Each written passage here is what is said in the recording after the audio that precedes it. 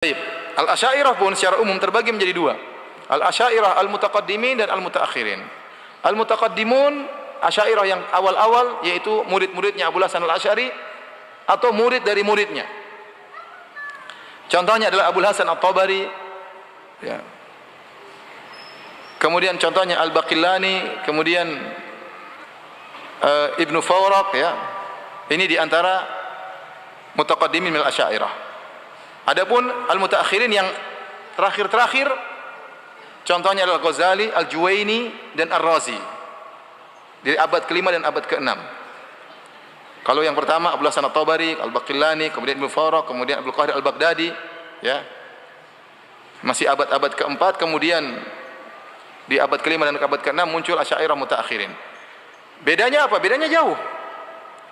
Kalau al-mutaqaddimun mereka menetapkan sifatul ulu. Allah di atas, mereka tetapkan.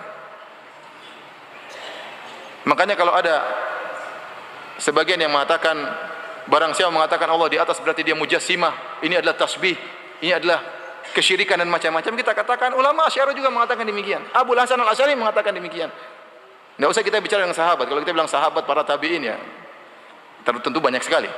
Tapi kita bilang ulama kalian juga. Abu Hasan al-Asy'ari dalam kitabnya, 3 kitabnya, Libana, Risalah ila Ahli Thaqr, Maqatul Islamiyyin, mengatakan Allah di atas.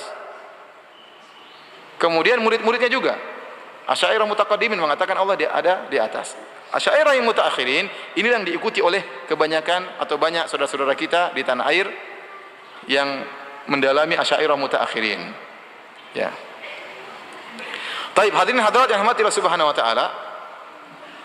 Kemudian tatkala kita bilang mazhab Asy'ariyah, para ulama ada yang benar-benar bermadzhab Asy'ariyah, ya, seperti Al-Juwaini, Al-Ghazali, ya. Dan ada yang hanya ta'assur bihim, hanya ikut-ikutan, tidak terlalu mendalam, ya. Hanya terpengaruh dengan pendapat mereka, ya. Oleh karena di antara mereka pun terkadang saling membantah-bantahan, berbantah-bantahan. Ya. Contoh seperti permasalahan awal wajib alal mukallaf. Apakah yang pertama kali harus diketahui oleh orang yang mau masuk Islam? Ulama Asy'ariyah secara umum dalam buku-buku akidah mereka mengatakan awalul wajib alal mukallaf an-nazar. Perkara yang pertama kali yang wajib untuk diketahui oleh seorang adalah memandang. Memandang artinya mengamati. Untuk bisa mengakui adanya Tuhan, dia harus melakukan pengamatan. Pengamatan tersebut yang dimaksud apa? Yang dimaksud adalah untuk merenungkan bahwasanya alam semesta ini terdiri atas a'rad wa ajsam. Al-a'rad wal ajsam. Dan bahwasanya terdiri atas sifat dan jasad. Dan bahwasanya di antara sifatil a'rad, sifatnya a'rad adalah menempati jism dan seterusnya. Nah, dengan demikian Anda baru bisa mengetahui Tuhan itu tidak demikian. Ini agak repot juga kalau saya jelaskan, ya.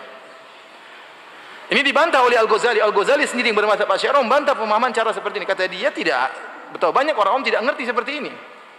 Sampai Ibnu Hajar rahimahullah menukil perkataan Al-Ghazali dalam Fathul Bari jilid 13, dia sebutkan bagaimana Al-Ghazali membantah pemikiran Asy'ariyah seperti ini. Kemudian Al-Ghazali juga, kemudian Ibnu Hajar juga menyebutkan dari sebagian ulama Asy'ariyah, dia mengatakan inilah mazhab Asy'ariyah yang sebenarnya Asy'ariyah mengadopsi dari Mu'tazilah permasalahan ini, bahwasanya perkara yang pertama kali wajib untuk diketahui oleh orang Islam untuk bisa masuk Islam adalah an-nazar, mengamati bagaimana alam semesta ini agar dia bisa tahu adanya Tuhan. Maka dia harus tahu bahwasanya namanya alam semesta itu terdiri atas a'rad dan ajsam, dan sifat a'rad demikian, sifat ajsam demikian. Sehingga Allah itu bukanlah a'rad, bukanlah ajsam dan macam-macamnya. Ya. Kalau kita ahlu sunnah gampang. Yang pertama kali wajib untuk dilakukan oleh seorang ingin masuk Islam bilang apa? Asyhadu alla ilaha illallah wa asyhadu anna Muhammadar Rasulullah. Gampang atau tidak? Gampang. Seorang masuk Islam sunnah. Kamu masuk Islam, kamu harus tahu bahwasanya alam ini dari a'rad dan apa? Ajsam. Yang jelaskan saja belum tentu ngerti. Jadi maksud saya ada perdebatan juga di antara mereka. Jadi waktu saya akan menjelaskan ini tentang mazhab Asy'ariyah, ingat, jangan antum bayangkan seluruh ulama yang dikatakan bermazhab Asy'ariyah semuanya berpendapat seperti ini. Tidak. Di antara mereka juga ada apa? Perdebatan.